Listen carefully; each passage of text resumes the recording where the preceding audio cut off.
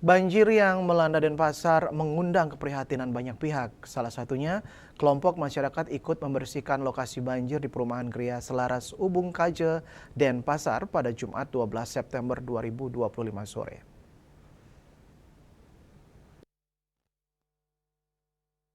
Perumahan Gria Selaras merupakan salah satu perumahan yang terdampak parah dari banjir yang terjadi 10 September 2025 lalu. Bahkan di perumahan ini tercatat 2 orang hilang terseret arus. Pasca banjir, warga mulai membersihkan rumah mereka dari lumpur, namun saking banyaknya lumpur dan barang-barang yang harus dipindahkan, mereka cukup kewalahan.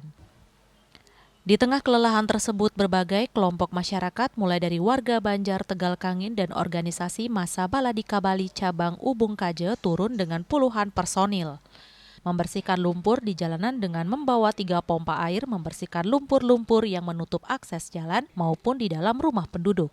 Para relawan juga menyemprotkan air untuk membersihkan berbagai peralatan rumah tangga warga yang kotor.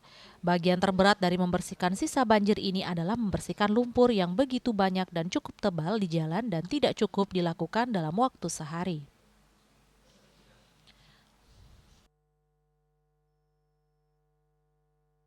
Daripada sibuk menyalahkan si A, si B dan lain sebagainya, ayo kita action yuk.